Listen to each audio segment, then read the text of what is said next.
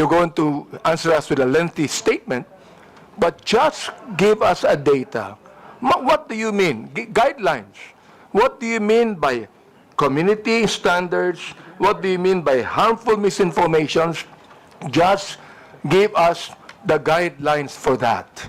Can you do that, Mr. Chair? Mr. Chairman, if I may. Congressman, our community standards are publicly published and available in Mr. Chair, I'm asking that you give us the data. Not being able to see it on public. We would like to ask you to give us the data. Anyway, Give us the guidelines for your community standards. The ultimate responsibility for the people, Chairman, for the content posted, is the people that post I it. think the doctor is evading the answer to my question. Any Tom, Dick, and Harry will say that it's answerable by yes or no. Mr. Congressman, the ultimate responsibility lies with the user who posts the content. But what I'm asking is if Meta bears some responsibility. I'm not asking whether you are the primordial entity to be responsible. No, I'm not asking that. My question is whether you bear some responsibility. Mr. Congressman, if I may, I believe I've answered the question that I think the user bears the responsibility for what they post on our platform. The first thing I would say is just to reiterate, our community standards are readily available online. Number two, they're iterative. So in our consultations with your government and many others, they're revised with a lot of regularity. A lot of what we do is self-regulation, to be fair. But here in the Philippines, sir, if I may, we not only consulted with, we agreed to lots of legislation that has placed on us turnaround time burdens when it comes to certain types of harmful content, data disclosure burdens, not burdens, but obligations that we've agreed to, and we're beating turnaround times. We are largely compliant with data requests. I would hope, and I wouldn't dare speak for the law enforcement community here, but I would hope that they would agree that we are amongst, if not the most forward-leaning when it comes to protecting our Filipino community of users. And I absolutely think I understand that we're in the middle of an election cycle. Things are heated here at the moment, but that does not distract me or my team from our constant, everyday work in battling off-platform harm for our users. The enforcement. This makes it difficult for Filipinos to seek timely and effective recourse when harm occurs online. That is why we are exploring the idea of requiring accreditation or registration for social media platforms operating in this country to ensure that there is a readily accessible, responsible point of contact that understands and complies with our laws. It's a matter of accountability, Mr. Chair, not just for regulation, but for the protection of the Filipino people.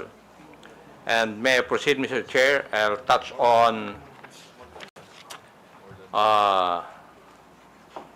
accountability, which was a little bit touched by the Honorable Gutierrez.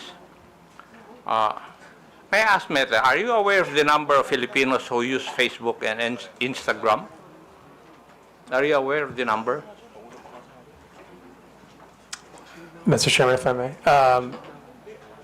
Congressman, I assume you're referring to here in the Philippines or globally? Philippines. Yes, I think the last numbers that we've reported were over 90 million. 90 million. Over Filipinos. 90 million. Okay. And would you agree that you have a responsibility to these users to keep the space you provide them free and open? You have that responsibility, would you agree? Sorry, do we have the responsibility to keep our platforms free and open? Yes. Sir? I think we have the responsibility to do the best we can to balance the rights of Filipino people to free expression, but also the rights of people to have a safe space on our platforms. I believe that's what you're getting at. Yes. And And because of such, the posting of false information and misleading news, the content that harms not only the subjects of the questionable post, but also the public trust in state institutions should not be tolerated. Would you agree with that also? Mr. Chairman, if I may. Well, the answer is yes or no. I think, Congressman, Would you agree with that? Congressman, when I want to answer this question carefully. May I know why you are going to answer it carefully? Sir, yes, absolutely, sir. I want to say that when we come to topics like misinformation, there are different interpretations of that. And this is why we rely on third-party fact checkers to be the authoritative sources of what is true or false and to make those determinations so that we, as a neutral platform and one that is committed to providing, again, the best we can do to balance freedom of expression and safety, are not the ones making the determination about what is true and false.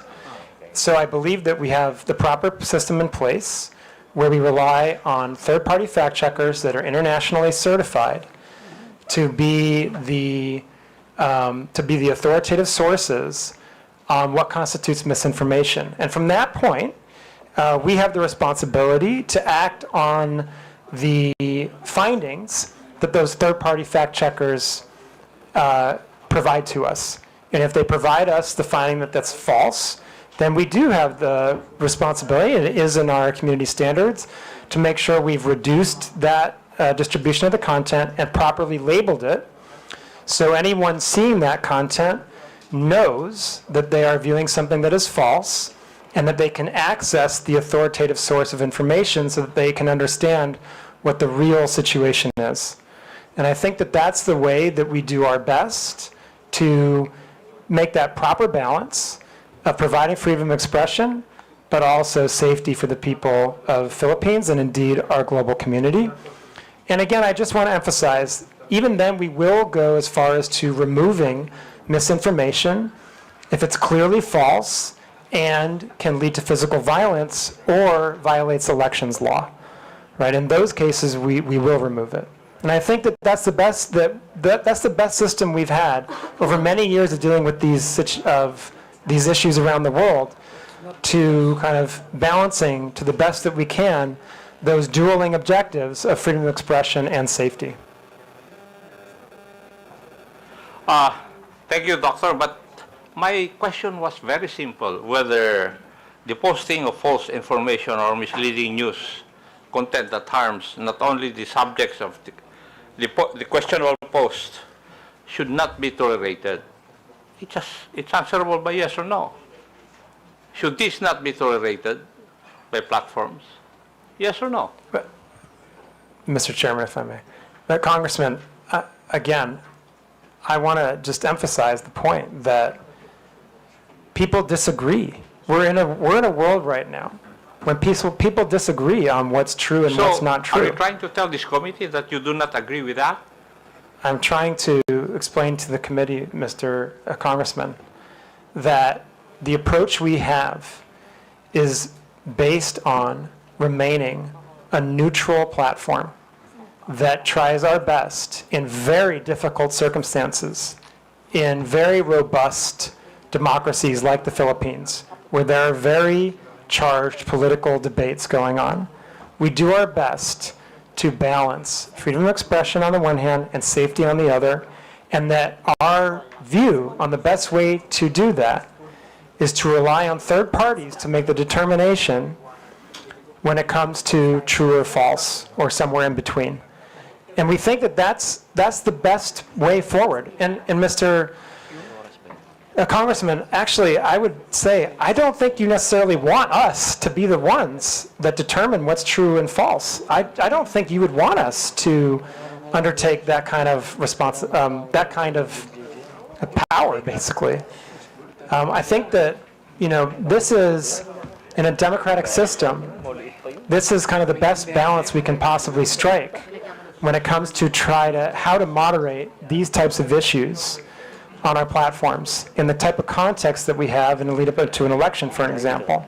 And I would just note again that we take our content moderation very seriously. We take our fact-checking program very seriously. We have 11 different channels between the government and our platforms to address any type of misinformation or other harmful content. We undertake network disruptions if we see that there's a coordinated abusive pattern when it comes to misinformation or disinformation or any type of foreign interference. And as a result of that, and I would just, again, you know, in the last election cycle, we were given an award by Comelec for this work. And so I just have to continue to lean on that posture and on that approach as the best way that we can support the community that we have here in the Philippines. Thank you. But as we have discussed earlier, that there are systems and controls in place to remove posts that violate community guidelines. So we can both agree that some posts do not belong on the platform. Yes, we Would can that be correct absolutely also? agree. We can absolutely agree on that, yes. You can agree with that But already. there are some posts that don't belong on the platform? Yes, absolutely. And as the platform itself, you would take action to remove these posts? Yes, sir, that's correct. And If they violate our therefore, community standards, we would remove them. yes, thank you. And therefore, it's fair to say that the platform has a duty to prevent the spread of such posts because they can cause harm. Would that also be correct? Mr. Congressman, we have a duty to act on content that violates our community standards, and in some cases, specifically if it violates local law. No, That- Doctor, my point is that you have a duty to prevent the spread of such posts because they can cause harm. That's the gist of my question. We have a duty to remove posts that we're aware of that violate our community standards, yes. Thank you, Doctor. Now, could I say that you recognize that Meta bears some responsibility for what is shared and posted on Facebook or Instagram? Mr. Chairman, if I may. Sir, every individual user bears the ultimate responsibility for what he or she posts on our platforms. I think that it's important to underline that That's point. a given. That's a given, okay. Now, Right. what As I'm long- asking is whether Meta bears some responsibility for what is shared and posted on Facebook and Instagram. That's So- my question. Yeah, so what I would say is, we absolutely... Do you? Yeah, sir, if I may, we very much believe that we have a responsibility to provide a safe platform for our users around the world, including in Philippines. That's your obligation. But my question is, would you bear some responsibility for what is shared and posted in your platforms? Yes or no? It's a very simple question. Sir, I just want to be really clear about this again, okay? Our responsibility is to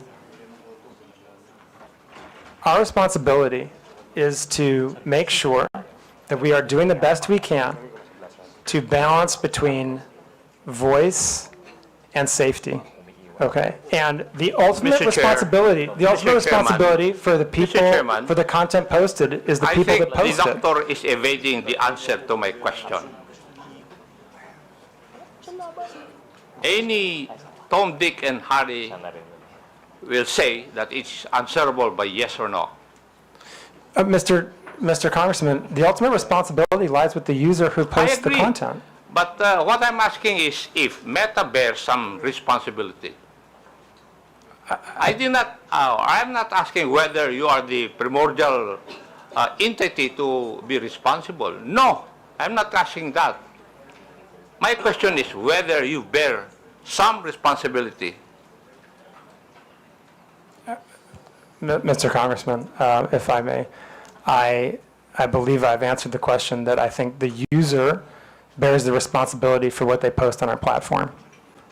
Now, we have a set of community standards that we do our best to uphold because we want everyone to have a positive experience on our platforms and a safe experience on our platforms. And that's what our community standards are for. That's what our fact-checking programs are for. That's why we take these hearings very seriously. That's why we have the 11 different relationships with the government agencies in the Philippines so that harmful content can be reported to us. And I think that's how we do our best, like I said, to ensure that people have a voice and the freedom of expression while also a safe experience. But as I said, I think the ultimate responsibility for content lies with the user that's posted it. Mr. Chair, the questions I would be asking would depend on the answer of Dr. Frankel insofar as whether Meta bears some responsibility, and therefore, since he has said that he cannot answer me directly, I will not ask the other questions. But may I make a manifestation, Mr. Chair? It seems from our discussion that social media platforms are making some effort to curb the spread of fake news in this country. However, I disagree with the impression that acting merely as host of user-generated content exempts these platforms from any liability for the harmful content they allow to be exhibited. As part of our legislative duties, I think it may be time to revisit the current legal framework regarding these social media platforms, if only to incentivize them to further crack down on these types of illegal posts. Now, may I go to another issue, Mr. Chair? Yes, Mr. Chair. Regarding monetization. Doctor, can you confirm whether Facebook or Instagram allows content creators in the Philippines to earn revenue directly through the platform? Yes or no?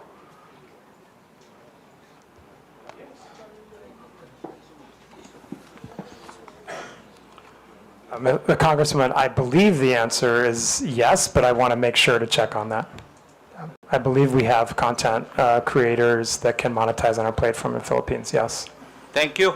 And would this mean that Facebook directly pays users upon fulfillment of certain requirements and upon reaching specific targets? Would that be correct also? I'm not familiar exactly with the modality of payment, but again, I believe, yes, we do provide content creators with the ability to monetize here. Thank you. And what are the means of earning through the Meta platforms, Facebook and Instagram? I'm sorry, sir, what? What are the means of earning through the Meta platforms, Facebook and Instagram? There's different ways. You can monetize your content using something we call stars. There's ways that we can have partnerships. I think there's 2 or 3 different ways that creators can monetize. Thank you. And are there specific content guidelines that monetized accounts must follow? Yes, and so, absolutely. how are these enforced in our country or in the Philippines? Yes. Yes. Yes. So there are content guidelines. Creators, like anyone else, must abide by our community standards. Now, is there a process also for demonetizing content that is later found to be false, misleading, harmful, or otherwise violative of the community guidelines? Any user that is monetizing on our platform can be demonetized if they have repeated violations of our community standards, including repeated violations of misinformation. Yeah. Now, can you describe to this committee the revenue sharing model? How much of the ad revenue goes to Facebook, and how much goes to the content creator? Sir, I honestly don't know the answer to that. I'm happy to provide that if we can take that under a question to come back to the committee. And who would be the proper authority from your group to answer that question? We can come back to you on that. There's a few questions I think that we're going to put together as part of the follow-up to this, and we can happily add that as one of them. Thank you. Now, my My last question, how does Facebook ensure that creators don't exploit the algorithm by posting inflammatory or misleading content just to gain more views and earnings? Mr. Chairman, again, if I may, as you pointed out, sir, we have policies that will demonetize pages if they engage in repeated violations of our community standards or if they engage in repeated instances of misinformation. For curiosity's sake, can you provide data if available on how much content creators in the Philippines have earned through Facebook's monetization programs over the past years? Mr. Chairman, I'm sorry, I do not have that data. And who would have that? Again, we can take that question under advisement and see if we can come back with something, but that may also be subject to privacy, and so I would have to see what the exact question is and see if we can come back to you on that. Thank you. Thank you, Mr. Chair.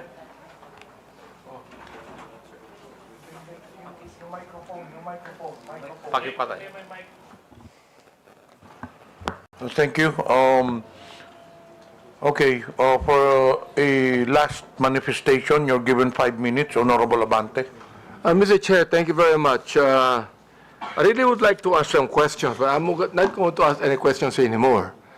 But as I listen to your explanation, I begin to realize, and I don't understand what Meta actually is, all right?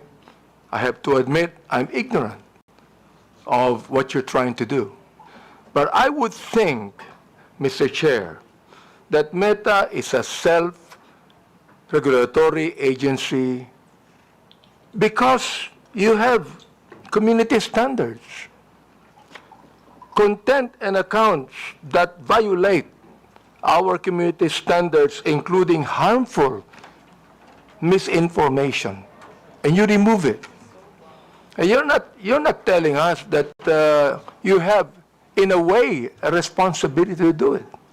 You have, because you are a self-regulatory agency of your company, of Facebook. Now, Mr. Chair, I'd like to ask if Meta could be able to provide us a data of whatever your community standards are, because we don't even know. We'd like you to give us a data of what you mean by harmful misinformation. I'm not going to ask this question anymore because I know you're going to answer us with a lengthy statement, but just give us a data. What do you mean? Guidelines. What do you mean by community standards? What do you mean by harmful misinformations? Just give us the guidelines for that. Can you do that, Mr. Chair? Mr. Chairman, if I may. Congressman, our community standards are publicly published and available on Galawan. Mr. Chair, I'm asking that you give us the data. Not being able to see it on public. We would like to ask you to give us the data. Anyway, Give us the guidelines for your community standards. there are many requests as per interpellation from the different congressmen. So we will incorporate all these requests, requesting data. Thank you. Including your Guidelines. request regarding the community's standard guidelines. There was a request also from Arlene Brosas. So we will incorporate this on our official communication, and hopefully you'll also to give us a feedback. Just one thing, Mr. Chair. Comparing the Philippines to different countries, do we have more misinformation here and violation of community standards? Do we have more of that than any country in the world? Do we have more? Mr. Chairman, if I may. Congressman, I think that I would have to go back and look at the statistics, but we publish our transparency report on community standards enforcement every 6 months. And our fact checks, again, are also very transparent. That information is publicly available, as is our community standards. All the information that you've just requested is publicly available information. So, Rob, Thank did you. want to add Thank you. anything? You're asking, with your indulgence, Mr. Chairman, you're asking, obviously, Congressman Abante, a very important set of questions. The first thing I would say is just to reiterate, our community standards are readily available online. Number two, they're iterative. So in our consultations with your government and many others, they're revised with a lot of regularity. A lot of what we do is self-regulation, to be fair. But here in the Philippines, sir, if I may, we not only consulted with, we agreed to lots of legislation that has placed on us turnaround time burdens when it comes to certain types of harmful content, data disclosure burdens, not burdens, but obligations that we've agreed to, and we're beating turnaround times. We are largely compliant with data requests. I would hope, and I wouldn't dare speak for the law enforcement community here, but I would hope that they would agree that we are amongst, if not the most forward-leaning when it comes to protecting our Filipino community of users. And I absolutely think I understand that we're in the middle of an election cycle. Things are heated here at the moment, but that does not distract me or my team from our constant, everyday work in battling off-platform harm for our users. And not everything we do is self-regulating. We do a lot to follow local law. And reasonable people like myself in your good office, we're going to have disagreements along the way. I think the point is to keep these dialogues open. So with that, I do want to genuinely thank Congress for allowing us to be here today. Maraming salamat po. Thank you for that. Yeah, I would just emphasize, Mr. Chairman, we heard a lot of questions today, and very good questions, very fair questions. I hope that the answers we provided in the presentation were educational, informational, and I hope that we demonstrated, as Rob just pointed out, the very strong collaboration we've had with many different parts of the government, different administrations, Congress, on developing regulation and laws, implementing them, living up to our legal obligations here in Philippines, and again, being a platform that is a positive social net good for Philippines, because it helps people build their businesses. It helps the economy grow. It helps people connect to their loved ones for free. It helps people learn about the world and gain new skills. And of course, with the election coming, we're absolutely determined to protect the integrity of the election on our platforms. And I hope that we can have more of these conversations. Congressman, we're very happy to sit down and collaborate on additional regulation if you feel it's necessary. There's a number of different examples of how we've worked with Congress over the years. Most recently, for example, on the Internet Transactions Act. There's also the digital VAT. I mean, these are just two very recent examples of collaborations we've had on law and regulation here in the Philippines with Congress and with the administration, and absolutely happy to continue that. And I do hope, as Rob said, that our responsiveness to the government and Filipino community's concerns has come out clearly today, and we remain very determined to be a great partner to the people, businesses, and the government of Philippines in the future. And thank you so much for the opportunity, Mr. Chairman, to present this today and to speak to the committee and the people of the Philippines. Mr. Chair, thank you for your statement, Dr. Frankel and Mr. Abrams. This is the very reason why we have this hearing, so we could be able to craft laws about what is happening right now. I'm so glad that you said that you be compliant to every legal thing we have in this country. And thank you very much for that. And Mr. Chair, I'd like to assure Dr. Frankel that Mr. Abrams that we will, in my own capacity, talk to you about many of these things. Thank you very much.